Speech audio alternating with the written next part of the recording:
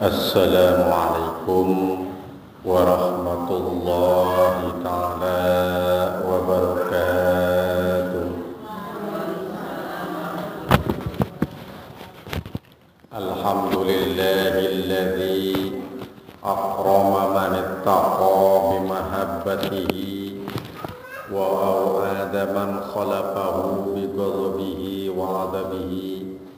Asyhadu an la ilaha illallah wahdahu la syarika lah wa asyhadu anna sayyidana wa nabiyyana Muhammadan abduhu wa rasuluhu alladzi la nabiyya ba'da. Allahumma salli wa sallim wa barik ala sayyidina Muhammadin wa ala alihi wa ashabihi ajma'in. Ayyuhal hadirun, ittaqullaha haqqa tuqatihi wa la tamutunna illa wa antum muslimun. Faqad qala Allah ta'ala fi kitabihil karim wa huwa asdaqul qailin. A'udzu billahi minasy syaithanir rajim. Bismillahirrahmanirrahim. Qul innal mautal ladzina yafirruna minhu fa innahu mulaqikum tsumma turaddun. Al-ayah wal makna wallahu a'lam bi muradih. Wa qala aidan fi ayatil ukhra, aynama takunu yudrikakumul maut walau kuntum fi burujim musayyadah. Al-ayah wal makna wallahu a'lam bi muradih. Hadirin masyiral muslimin, jamaah Majlis Ta'lim Baitur Rahman yang saya hormati dan mudah-mudahan dimuliakan oleh Allah Subhanahu wa taala. Kaget saya. Puji dan syukur marilah senantiasa kita panjatkan kehadirat Allah Subhanahu wa taala yang senantiasa melimpahkan berbagai macam kenikmatan-kenikmatannya kepada kita, terutama nikmat keimanan, keislaman dan kesehatan yang alhamdulillah sampai saat ini masih kita rasakan kenikmatannya. Yang mana dengan kenikmatan-kenikmatan tersebut kita dalam kesempatan yang berbahagia ini bisa bermuajahah kembali, bertatap muka, duduk manis, duduk menutan, duduk ngantuk di sini. Ini adalah berkah keimanan, keislaman dan kesehatan. Mudah-mudahan Allah membalasnya dengan balasan yang setimpal di sisi Allah Subhanahu wa taala. Amin ya Allah ya rabbal alamin. Shalawat ma'asalam ai makrunatan bi ta'lim, semoga tercurah kepada junjungan kita baginda yang mulia Rasulullah Muhammad sallallahu alaihi wasallam, para keluarga, para sahabat dan para pengikutnya, termasuk kita yang hadir di tempat yang berbahagia ini. Amin amin ya Allah ya rabbal. Karena kemarin saya ketemu di rumah Bu Haji Imron, Bu Haji Imron ya, ketemu kemarin di situ pas ada acara silaturahmi haji. Alhamdulillah beliau sudah dipanggil. Kita kapan dipanggilnya Bu ya? Mau nggak mau dipanggil? Mau dipanggil kemana?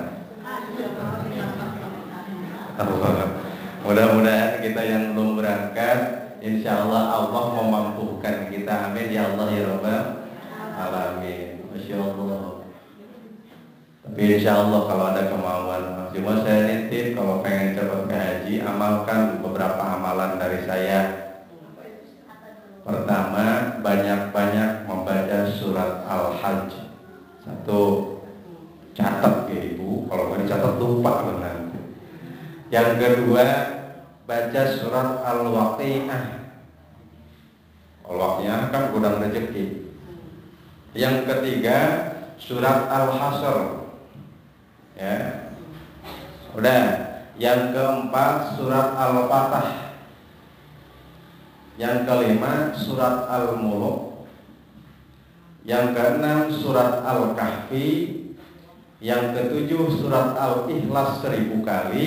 Dan yang kedelapan banyaklah membaca dan melihat-lihat surat-surat emas, surat tanah, surat mobil, surat segala itu dilihat. Ya, jual itu maka insya Allah berangkat. Kenapa protes? Jual itu daftarin tuh ke bayar BPKH, insya Allah berangkat. Ini mau pakai emas segede pelak beca gitu ya.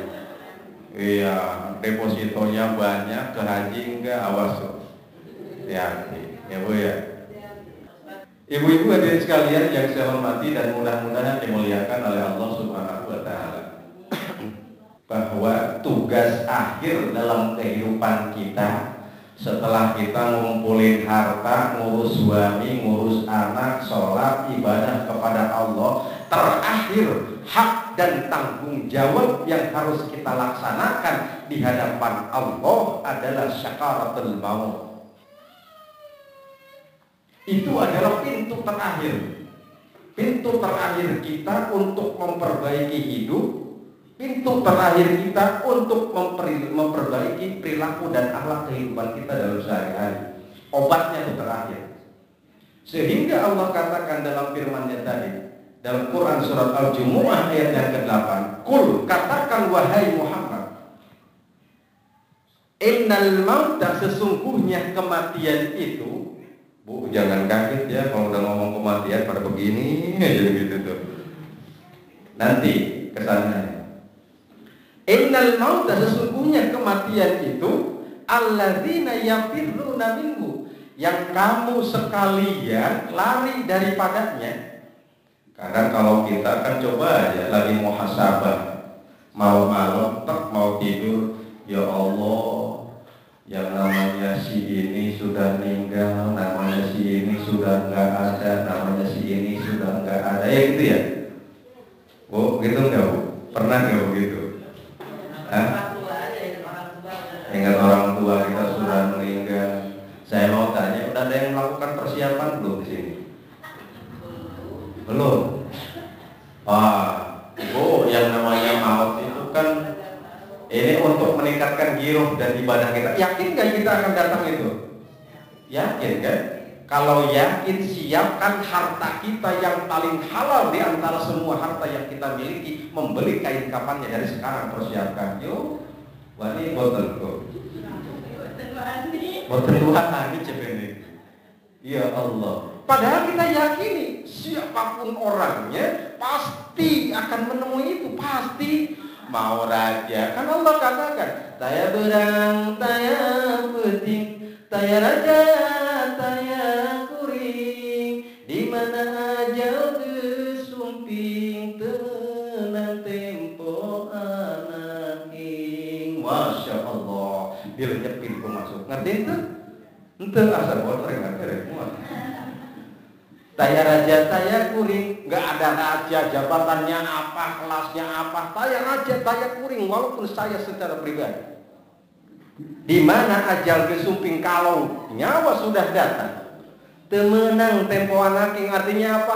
Nanti dulu sih, sayanya masih betah, besok sih bisa, tidak bisa. Betul nggak? Masya Allah, ini mengajinya serius tuh, jangan pas habis baru masuk ngaji lagi, Pak Ustadz mah ngebahasnya mati, biar mau menerapkan nilai-nilai dari bulan Ramadan jangan sampai hilang. Kalau kita tidak ingat kematian maka itu lupa semuanya, apalagi duit lagi ngelumpuk, bro di juru, bro di pantong, ngelayan di tengah imam, jauh itu kenal yang kubur teh kan, nggak ingat itu. Kadang-kadang kita, padahal Allah katakan di sini, Qul innal mautal ladzina yafirruna minhu fa innahu, yang namanya kematian itu, ya kan, Masya Allah, fa innahu mulaqikum, akan menemui kamu summa turaddun, dan kamu akan dikembalikan kepada Allah Subhanahu wa taala. Jalurnya dipendem dulu kamu di sana. Allah karim, kalau sudah begitu, yang namanya duit, yang namanya suami, yang namanya saudara, yang namanya harta, masya Allah tidak ada nilainya ya Bu ya. Ya sok siapin dari sekarang. Pokoknya mana ke anak itu, bapak, saya mah pengen nanti kalau saya begini, nih duitnya yang paling halal ini yang saya punya, belikan tuh kain kafannya, masya Allah. Kalau udah ada yang siap seperti itu hebat, dikirain teh. Ada nggak di sini, ada nggak yang sudah siap sedia? Belum? Oh, tadinya mas saya ini punya kunci mobil, kalau udah yang siap-siap saya kasih ini kuncinya. Masya Allah. Tuh, aku ayatnya tadi Al-Jumu'ah ayat yang ke-8. Silakan muhasabah lagi. Ayat yang lainnya Bu, kalau kurang percaya bahwa kita itu akan didatangi malaikat Ijrail. Siapa malaikat Ijrail? Allah syirik pada berwarna. Tatkala malaikat Ijrail datang kepada kita, kita yakini ayat yang berikutnya dikatakan dalam Al-Qur'anul Karim. Ayat surat apa Pak Ustadz Ujang? An-Nisa ayat yang ke-78. Oh, silahkan kalau masih penasaran, buka Qur'annya. An-Nisa ayat yang ke-78 Allah katakan, "Ainama takunu yudrikakumul maut walau kuntum fi burujin musyayyada." Ainama takunu, dimanapun kita berada. Ini An-Nisa 78. Ainama takunu, dimanapun kamu berada, yudrikakumul maut, kematian itu pasti akan datang kepadamu. Walau kuntum, walaupun kamu berada fi burujim musayyadah, dalam tembok yang sangat tinggi, dalam benteng yang sangat kokoh. Artinya apa? Kematian pasti akan datang kepada kita kemanapun kita pergi, dimanapun posisi kita. Jadi kalau begitu, yang namanya kematian itu tidak usah ditakutkan. Jadi kalau begitu, kalau kita khawatir mau ke Lampung, takut kita di sana nyesel, kesesat, kehilangan bekal di sana, oh berarti sebelum berangkat ke Lampung, siap-siap dulu dengan perbekalannya. Karena kita lari kemanapun ternyata akan datang menjemput kita. Ini ayat. Percaya boten dengan Al-Quran? Percaya. Karena ayat Al-Quran itu adalah mutlak, harus kita yakini. Allah katakan dalam firman-Nya, An-Nisa ayat yang ke-78 tadi, kemanapun kamu pergi, yang namanya kematian itu pasti akan datang kepada kita. Pasti akan datang. Walaupun kata Allah dalam firman-Nya ini, kamu berada pada benteng yang sangat kokoh dan sangat tinggi. Artinya apa? Ini mah duitnya lagi banyak di rumah, ya kan? Ke haji masih lama, lambo mau umroh tuh khawatir, takut kapale jatuh, takut takut. Nah itu berarti kita mengingkari maknanya. Mau ke haji, gimana ya kalau kapalnya jatuh? Lah malas. Mau umroh, malas, takut jatuh, Ini maknanya harus kita yakini bahwa kematian itu sudah dicatat oleh Allah Subhanahu wa taala bagaimanapun caranya. Mau lari kemana kita? Ya kan? Tidak usah khawatir, tidak usah takut, tetapi yang harus kita takutkan, dalam keadaan apa malaikat Ijrail datang kepada kita. Maka di sana kita akan menjadi optimis, yang tidak jadinya takut menjadi ngapain harus dikhawatirkan. Maknanya kan begitu. Jadi ibadah persiapkan, tingkatkan terus, Ramadan kita terapkan dalam kehidupan, maka siap kita dalam kehidupannya. Bu, lanjut Bu. Materi ini, materi mati. Wih, Masya Allah, orang-orang kemuning hebat, ngomongin kematian juga lanjut baik. Ya, itu tadi dikatakan, lari kemana pun tidak bisa. Bahkan ibu saking nggak pengennya kita, mungkin ada orang yang sangat sugih, sesugih-sugihnya. Si Olga Saputra tuh girang kemana sugihnya Bu?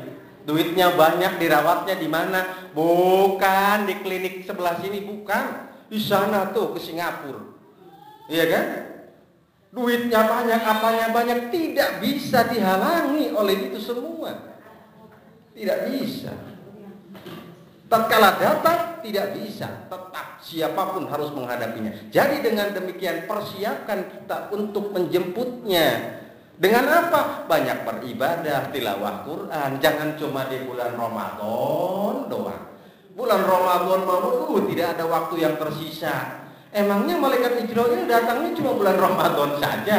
Nanti dulu ya, ini kan bulan Syawal, jangan nyabut saya dulu, bisa begitu? Kan nggak bisa. Persiapkan, karena tadi datangnya itu tidak disangka-sangka dan tidak diduga-duga. Masya Allah. Ini jelas ayatnya, Bu. Ya, ainama takunu, dimanapun kamu berada, yudrikakumul maut, maka maut pasti akan menemui kamu, walau kuntum fi burujim musayyadah, walaupun kamu berada pada benteng yang sangat tinggi dan sangat kokoh.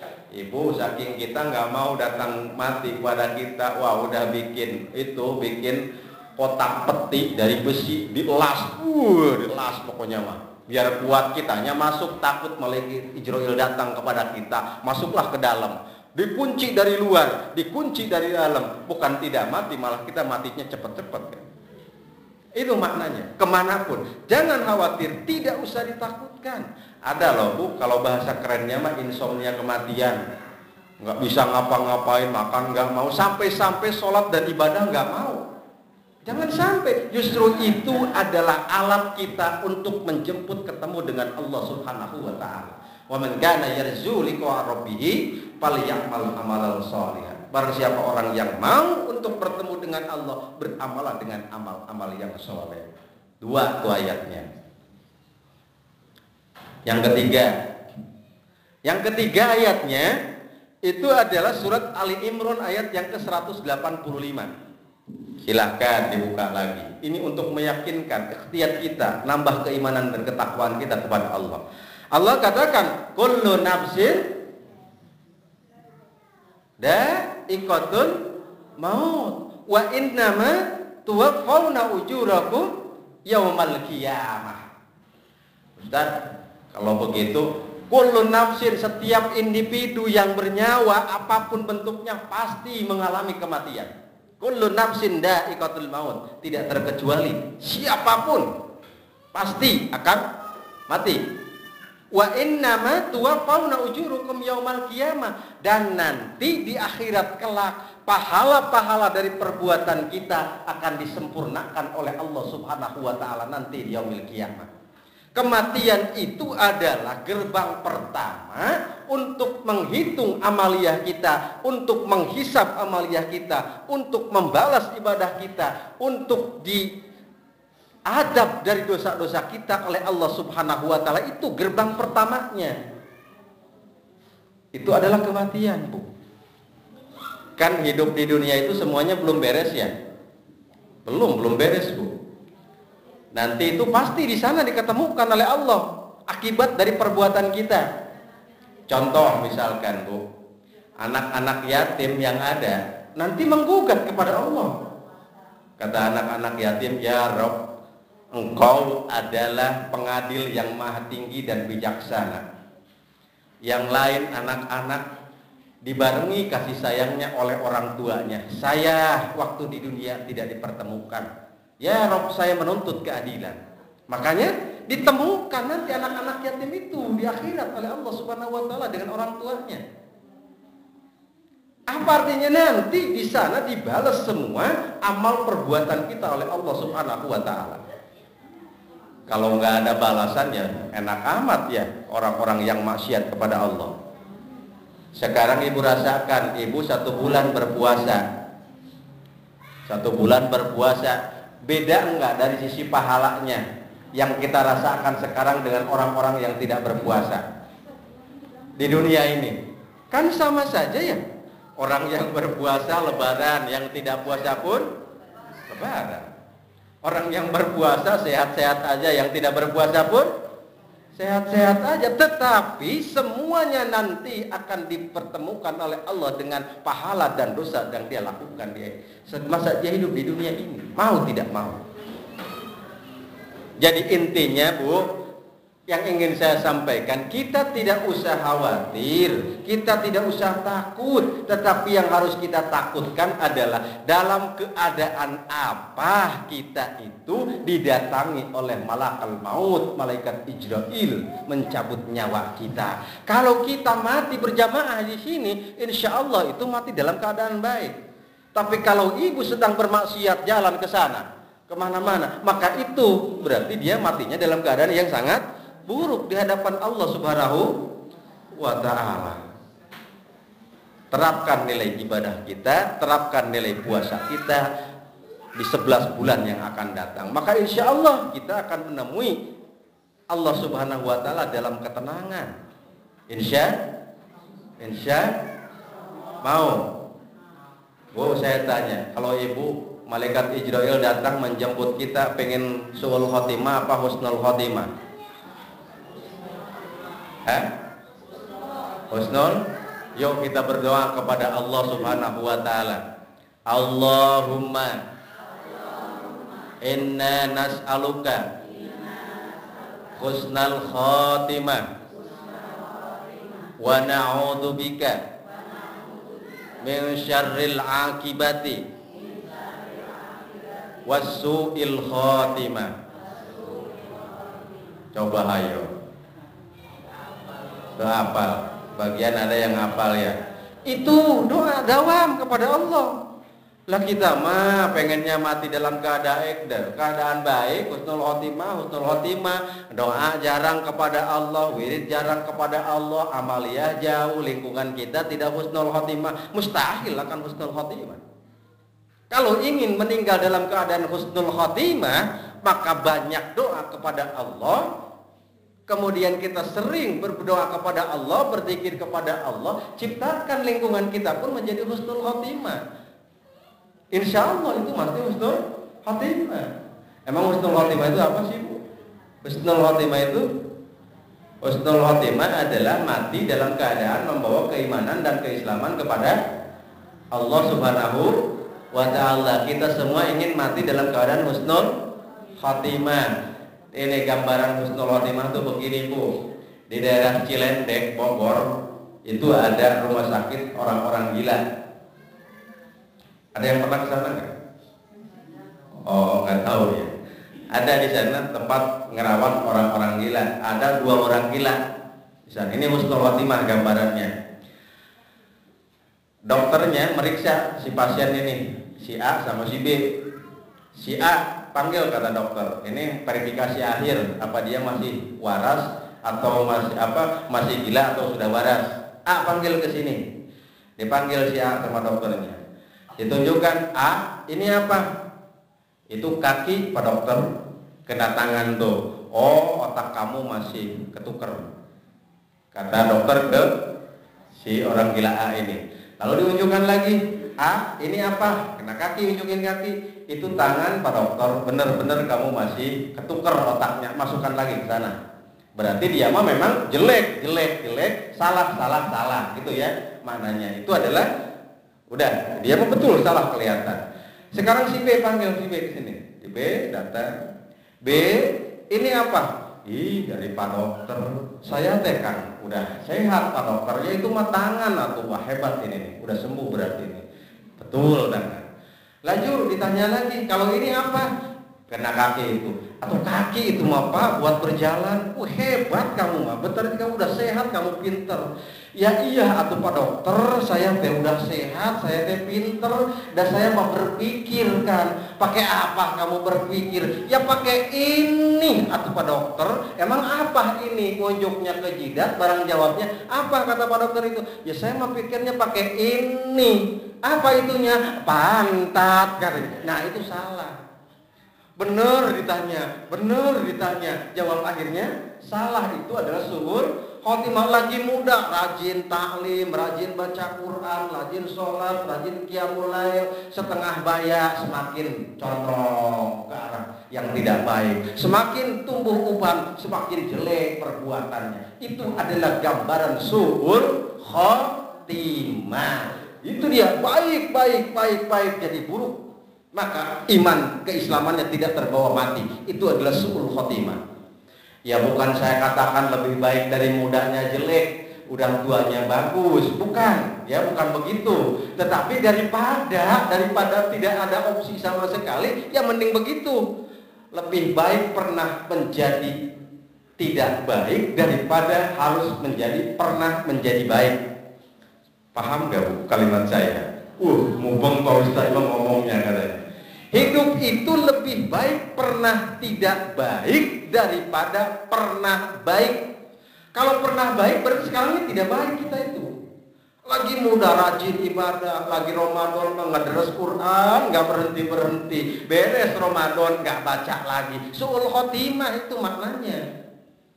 Lagi Ramadan mah qiyamul lailnya, tarawihnya tidak ketinggalan. Barang Syawal masuk, boro-boro tahajud, ya kan, boro-boro sholat taubat, boro-boro sholat hajat, boro-boro sholat sunat mutlak. Ba'diyah qobliyahnya juga tidak dilakukan. Ini maknanya su'ul khotimah setelah Ramadannya. Kalau kita ingin husnul khotimah, terapkan nilai yang sudah ada dan sudah kita lakukan. Karena tadi gambarannya baik, langsung menjadi su'ul khotimah. Tetapi Bu, ada hikayat. Ini hikayatnya adalah tentang orang-orang yang mati dalam keadaan su'ul dan husnul khotimah nanti. Bu, dahsyatnya kematian itu digambarkan oleh Rasulullah.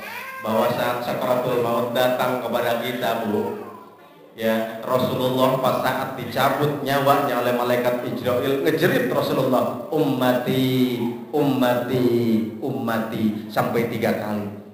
Rasulullah itu maksum, tidak punya dosa sama sekali di hadapan Allah. Tetapi ketika dicabut nyawa sampai berpesan kepada umatnya, ummati, begitu sakitnya cabut nyawa. Ini gambarannya. Rasulullah yang maksum dari dosa begitu merasakan sampai berwasiat, bagaimana umatku, aku saja begini merasakannya. Itu husnul khotimah. Apalagi yang su'ul khotimah. Karena ada dikatakan suatu saat pastikan datang, saat-saat paling menakutkan, sang malaikat pencabut nyawa kan merenggut ruhmu dari badan. Tak seorang pun yang akan dapat menolongmu dari kematian. Bahkan hartamu tak akan mampu menolongmu dari kematian. Ada tak orang kaya matinya nggak jadi gara-gara ditebus ke malaikat? Tidak ada. Pasti akan datang seperti itu. Nah, ada 2 cara kematian itu Ibu. Yang pertama husnul khotimah, ada yang su'ul khotimah. Kalau su'ul khotimah diperlihatkan oleh Allah Bu, filmnya. Coba Ibu lihat kalau orang-orang yang meninggal, kan ada yang kunyem, ya kan, mukanya itu. Ada yang tidak berseri sama sekali, bahkan kotorannya banyak. Itu adalah tanda-tanda dari su'ul khotimah. Lain, kenapa diperlihatkan? Gambaran neraka diperlihatkan, gambaran neraka jahanam diperlihatkan pas saat itu. Makanya kalau di istilah orang-orang kampung mah harus ditelkin. Ditelkin tuh kan, nong, awas nong, baca syahadat nong, la ilaha illallah, la ilaha illallah, la ilaha illallah. Jangan sampai tidak terbawa. Itu maknanya agar kalimat tauhidnya ke bawah meninggal, maka insya Allah itu husnul khotimah. Berseri mukanya, diperlihatkan keadaan surga. Sakitnya bukan alang kepalang itu. Insya Allah, kok jadi ngebergedeg begini saya aja sendiri ini Mas. Ya Bu, ngomong ngaji pengajian kematian. Tapi itu tadi, ini itu adalah kita mendorong kita untuk semakin taat kepada Allah Subhanahu wa taala. Amin ya Allah ya rabbal alamin. Ada 2 caranya itu Bu. Kalau orang-orang yang meninggal dalam keadaan husnul khotimah, Ibu, itu diumpamakan yang husnul khotimah. Mas tatkala nyawa dicabut dari ruhnya, ruh dari badannya itu, kan kata Rasulullah, Bu, kalau manusia mati itu pertama dari ujungnya nih, dari ujung jempol kita tuh, ujung kaki, dingin gitu terus ke atas sampai ke lutut, ditahan dulu 2-3 hari. Tuh. Terus saja. Itu kalau kita kan sebagai hisab dari dosa-dosa kita, insya Allah. Amin ya Rabbal alamin. Terus ngerayap. Kalau masih di sini itu masih diterima taubat. Makanya dikatakan malam yughargir. Kalau sudah nyawa di sini sudah mau lep itu tidak diterima lagi oleh Allah Subhanahu wa taala. Nah, orang yang husnul khotimah meninggalnya diumpamakan rambut dicabut dari tepung. Bayangkan saja itu. Enak kan ya? Lembut gitu. Itu adalah orang yang husnul khotimah. Tetapi yang su'ul khotimah, matinya dalam keadaan su'ul khotimah itu bagaikan duri dicabut dari kain sutra. Bayangkan. Masya Allah. Ini saya naruh duren dibungkus sama kain sutra. Duren doang itu sutra itu ya Bu ya. Ditarik suaranya berketak. Masya Allah. Itu akan dialami oleh kita jikalau kita tidak berusaha meningkatkan keimanan dan ketakwaan kita kepada Allah. Husnul dan su'ul khotimah.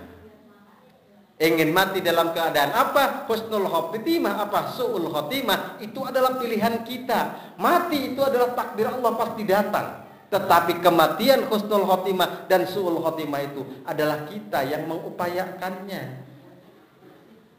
Ya Bu ya, ini mah pengennya husnul khotimah, husnul khotimah. Ya Allah biha, ya Allah biha, ya Allah bihusnil khotimah. Di majlis masing jam 4 kegorowokan husnul khotimah. Barang pengajian namanya guluyap, kerayap satu. Pengen husnul khotimah jar pengaji begati. Pada sepi langsung digituin. Masya Allah. Itu tadi, ya kan? Pengennya mati husnul khotimah, tetapi tidak menciptakan diri menuju proses husnul khotimah, mustahil di hadapan Allah Subhanahu wa taala. Kalau husnul khotimah itu bukan orang yang mati di masjid, bukan orang mati di Mekah, bukan. Tetapi dalam keadaan apa? Apakah kita sedang beriman tidak kepada Allah? Itu maknanya yang akan menyelamatkan kita.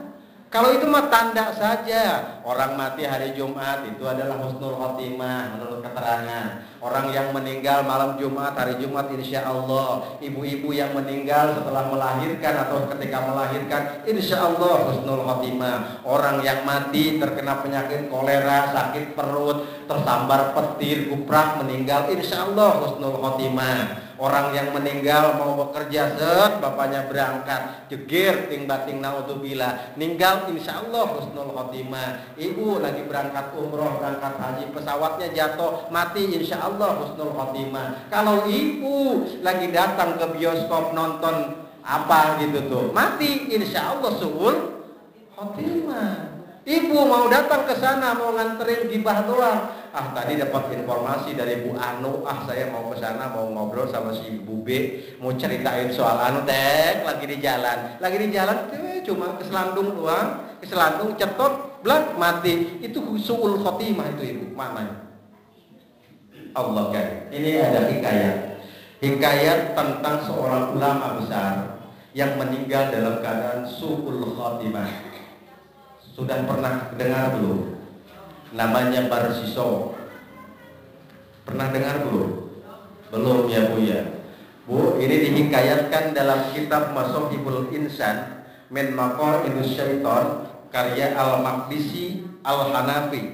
Pertama dijelaskan di sana, yang kedua dijelaskan pula dalam tafsir surat Al-Hasyr ayat yang ke-16 dan ke-17 karangan Imam Tabari. Lalu kemudian dalam kitab Al-Bidayah juz yang kedua karangan Ibnu Katsir dihikayatkan atau diceritakan, diriwayatkan ada seorang ulama besar namanya Barsiso. Dia itu adalah seorang juhud. Ngerti nggak juhud Bu? Zuhud itu adalah ahli ibadah, tidak pernah maksiat sama sekali. Bahkan di sini dikatakan Ibu, ya namanya ulama tersebut adalah barsiso, ulama tersebut ya. Makanya kalau punya anak diupayakan jauhkan dari nama yang namanya barsiso. Ada nggak anaknya namanya barsiso? Jangan ya, diupayakan ngasih nama buat anak-anak itu yang bagus Ibu ya. Biar anak-anaknya kalau di absen di sekolahan pede gitu. Tapi ya jangan juga ini mah mentang-mentang anak modern namanya si Ceki. Waduh, makan kalau gesek juga Ceki segala. Jangan juga ambil dari Quran apa gitu ya. Jangan juga kasih nama anak Jahannam. Jangan. Kalaupun dari Al-Quran tetap tidak boleh. Maknanya ditanya dulu sama orang yang ngerti. Ya, ini seorang ulama barsiso. Nah, beliau ulama barsiso itu Ibu senantiasa beribadah selama 70 tahun, tidak pernah bermaksiat sama sekali kepada Allah Subhanahu wa taala. Bayangkan. 70 tahun tidak pernah bermaksiat kepada Allah. Beda dengan kita kan?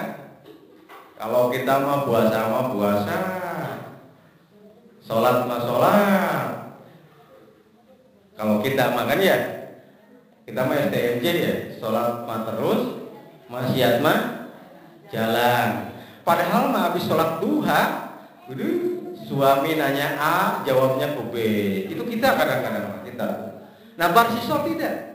Beliau itu adalah ulama besar yang zuhud kepada Allah, ibadahnya tidak berhenti selama 70 tahun, tidak pernah bermaksiat sama sekali kepada Allah Subhanahu wa taala.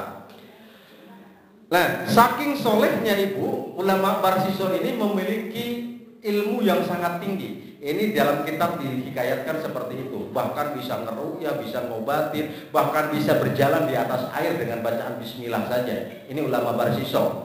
Dan dia itu adalah pimpinan kerahiban. Kerahiban itu adalah pimpinan pondok pesantren besar yang muridnya ribu. Ini barsiso, ulama besar yang meninggal dalam keadaan su'ul khotimah. Ilmunya tinggi, ibadahnya taat, tetapi dalam keadaan su'ul khotimah meninggalnya. Kenapa demikian? Ini Bu, karena memang kan sudah merupakan kudrat Allah bahwa setan itu pekerjaannya adalah menjerumuskan manusia. Betul ya Bu ya? Ya kalau kita lagi sedang taatnya kepada Allah, ada aja godaannya. Entah dari A, dari B, dari C, itu sudah dari sananya. Kenapa? Karena setan akan datang menghampiri kita dari depan, dari samping kanan, dari samping kiri, dari belakang, dari atas. Yang tidak akan digoda oleh setan itu dari bawah, yakni dari tempat sujud. Kalau ibu sedang stres, sedang apa, sujud, insya Allah itu akan lepas dari godaan setan, laknatullah.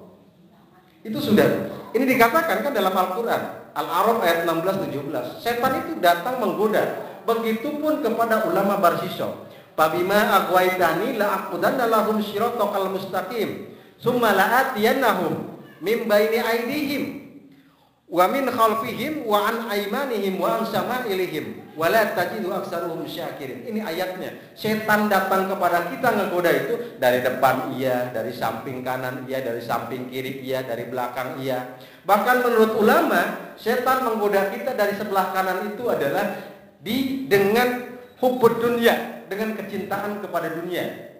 Sok Ibu, perhatikan kehidupan kita. Tergoda manusia, tergelincir masuk ke dalam maksiat itu kadang-kadang digoda oleh setan dari hal-hal sifatnya keduniawian. Dari sini. Lalu kemudian dari kirinya waqarahiyatul akhir. Dia akan melupakan kehidupan akhir, terbengkalai, terbuai dengan dunia. Duit lagi banyak, suami lagi nurut, nggak pernah kelayar-kelayar kemana-mana. Walah, udah.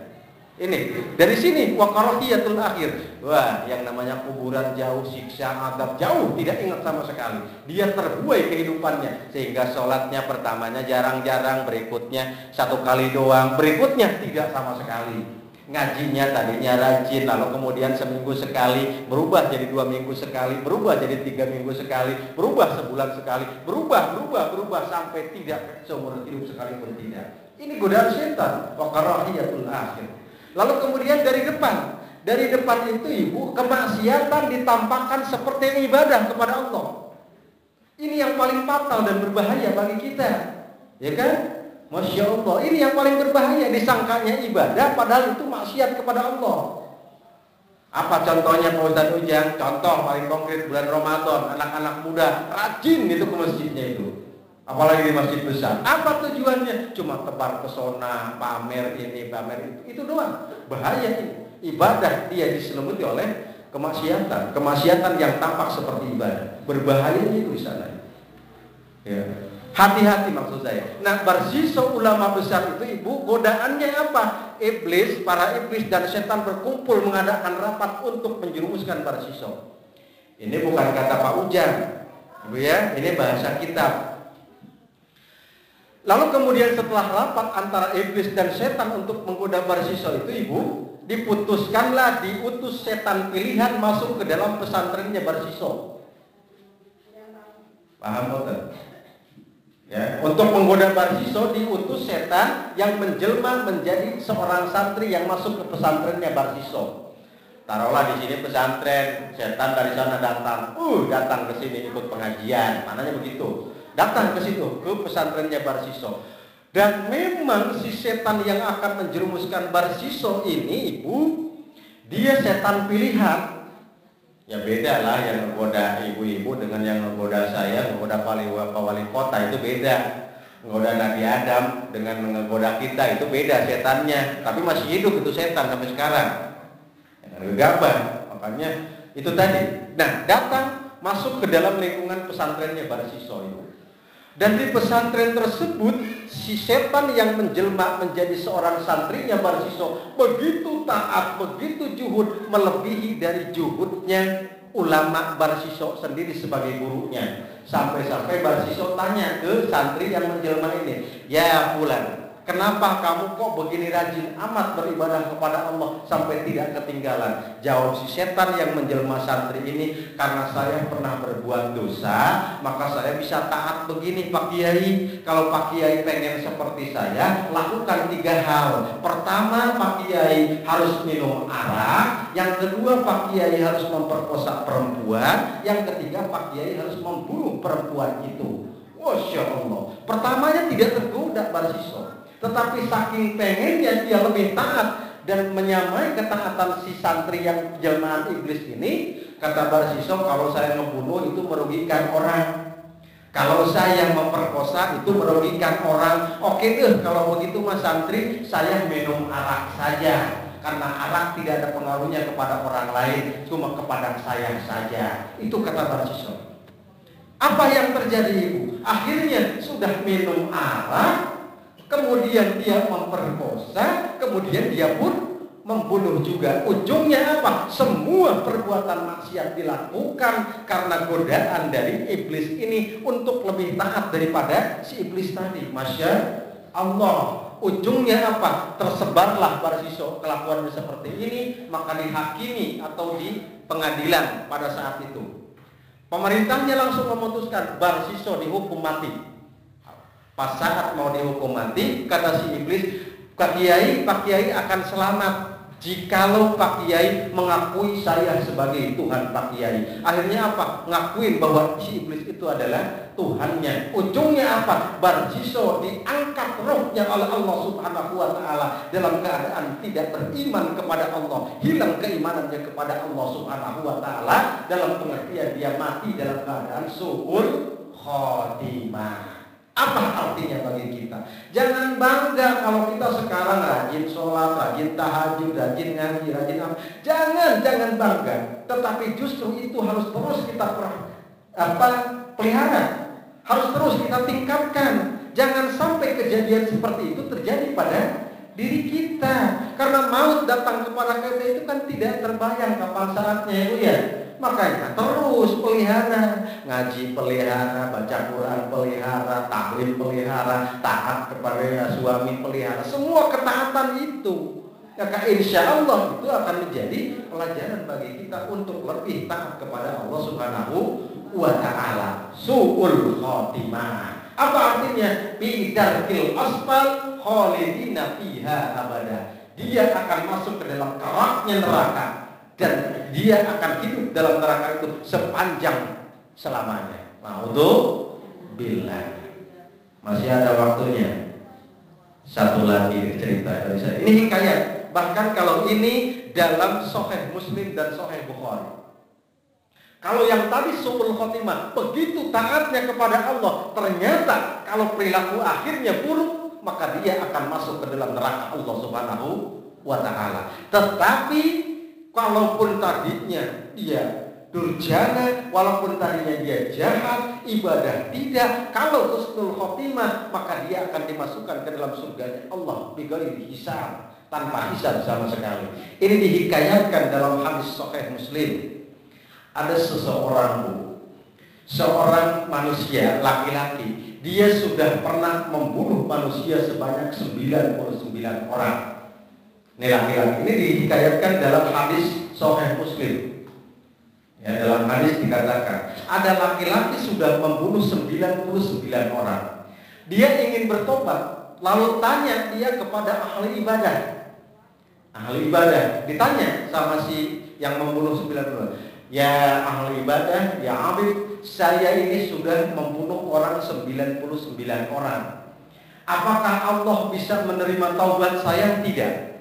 Kata si ahli ibadah ini, tidak mungkin kamu diterima taubatnya oleh Allah Subhanahu wa ta'ala. Dosamu sudah begitu besar. Apa kejadiannya? Si ahli ibadah itu langsung dibunuh oleh si yang membunuh 99 itu, jadi jangkep 100 orang. Blok, meninggal. Lalu dia jalan lagi. Si yang membunuh 100 orang itu ketemu ahli ilmi, orang yang sangat berilmu. Lalu bertanya kepada si ahli ilmu, ya ahli ilmu, saya sudah membunuh 100 orang manusia. Apakah Allah bisa menerima taubat saya? Tidak. Kata si ahli ilmu, tidak ada seorang pun yang bisa menghalangi kamu untuk bertaubat kepada Allah Subhanahu wa ta'ala. Sekarang kamu berangkat ke Pulau B, temui si Anu di sana di Pulau B untuk memperdalam agama kamu, untuk bertobat kamu di sana. Singkat kata dalam hadis ini panjang Bu. Ini dalam Sahih Muslim. Singkat kata si pembunuh ini berangkat menuju ke Pulau B yang ditunjukkan oleh si ahli ilmu tadi. Berangkatlah dia, tetapi di perjalanan blek dia meninggal. Ini Bu hikayatnya. Dia meninggal di tengah perjalanan. Maka turunlah malaikat azab dan malaikat rahmat memperebutkan si pembunuh 100 orang ini. Apakah dia masuk ke dalam neraka atau ke dalam surga? Apakah yang berhak membawanya malaikat rahmat atau malaikat azab? Itu maknanya. Kan susah. Kata malaikat rahmat, dia sudah tobat, dia ingin bertobat kepada Allah, menuju ke sana, mau perdalam ilmu agama. Kata malaikat azab, dia belum berbuat baik. Akhirnya diputuskan turun malaikat rahmat yang lain. Kalau begitu, untuk tingkat keadilan di hadapan Allah, mari kita ukur jarak si yang bersangkutan ini meninggal lebih dekat ke B atau dia masih jauh ke A. Bisa dipahami tidak? Ibu jalan dari sini ke Cilegon, ke mall, mati di tengah jalan, diukur dari sini, jauhan kemana? Jauhan ke sini apa jauhan ke sana? Atau dekatan ke sana apa dekatan ke sini? Ternyata setelah diukur oleh malaikat rahmat, si pembunuh 100 orang ini diukur, ternyata perjalanannya sudah mendekati ke Pulau B menuju pertaubatannya tadi. Apa kata Allah? Bawa manusia tersebut, langsung masukkan ke dalam surganya Allah tanpa hisab di hadapan Allah, karena dia sudah bertaubat kepada Allah Subhanahu wa ta'ala. Amin ya Allah ya Rabbal alamin. Mudah-mudahan kita seperti ini maunya. Apa artinya bagi kita? Sebesar apapun dosa kita, sebanyak apapun dosa kita, bahkan menurut Rasulullah, jangankan dosa kamu itu sebesar zarrah. Walaupun dosa kamu kalau dicatat dengan tinta air laut sekalipun, Allah akan mengampuni dosa kamu selama kamu mau bertobat kepada Allah Subhanahu wa ta'ala. Yang penting catatannya, selagi nyawa di dalam tubuh kita malam yughargib, sebelum nyawa masuk ke dalam tenggorokan. Apa artinya? Ramadan sudah kita lewati, ngaji, taubat di sana kita sudah lakukan. Masuk ke bulan Syawal ini, perbanyak tubu ilallahi taubatan nasuha, memperbanyak taubat kepada Allah. Ingin husnul khotimah, banyak berdoa, kumpul dengan orang-orang baik, maka insya Allah kita menjadi orang-orang yang husnul khotimah. Gambarannya orang yang membunuh sebanyak itu pun langsung dimasukkan oleh Allah tanpa hisab, ya kan? Karena dia cepat bertaubat kepada Allah. Yuk, kalau kita punya suami, punya anak yang sedang tersesat, yang jauh dari hidayah Allah, yang jauh dengan nilai-nilai agama, cepat kita beritahukan dari sekarang. Ibda, mulai saat ini, jangan ditunda. Khawatir yang namanya maut itu kan, gening maut ngedodo borosok di popo datang nate mirinya ngagelut taya tempo. Allah karim, idza jaa ajaluhum la yastakhiruna sa'ata wa la yastaqdimun. Mati itu datangnya tidak memberitahu dulu. Ya Bu ya, ada yang sedang duduk lagi wirid di masjid, blek, enggak ada. Insya Allah husnul khotimah dia di hadapan Allah Subhanahu wa taala. Kalau ibu lagi nonton sinetron di rumah, tak nontonnya nonton yang sedang joget-joget, suul itu. Tetapi ketika jamaah ibu lihatin tuh, itu insya Allah toh hakikatnya kita melihat pengajian di hadapan Allah Subhanahu wa taala. Maknanya ke arah sana. Ingin husnul khotimah, banyak kita bertaubat kepada Allah Subhanahu wa taala, berkumpul dengan orang-orang yang soleh dan lingkungan yang soleh, lalu perbanyak kita beristighfar kepada Allah. Ingat, la soghirota ma'al isra wa la kabirota ma'al istighfar. Tidak ada dosa kecil kalau itu kita lakukan terus-menerus. Dan tidak ada dosa besar jikalau tiap hari kita beristighfar kepada Allah Subhanahu wa taala. Ya kan? Tidak ada dosa kecil. Ya Bu ya, kalau kita melakukannya terus-menerus. Hari ini ninggalin sholat sekali, besoknya begitu lagi, besoknya begitu lagi, maka itu akan numpuk menjadi dosa besar. Kalau dilakukan terus-menerus, dosa kecil pun akan menjadi besar. Tetapi sebaliknya, tidak akan numpuk menjadi dosa besar jikalau kita terus beristighfar kepada Allah, mohon maaf kepada Allah Subhanahu wa taala. Mudah-mudahan kita menjadi orang-orang yang mati dalam keadaan husnul khotimah. Amin ya Allah ya rabbal alamin. Mudah-mudahan berkah dari pengajian husnul khotimah ini, pengajian berikutnya kasihan panitia manggilin mulu, jadi dengan kesadaran pribadinya datang sendiri. Amin ya Allah ya Rabbal.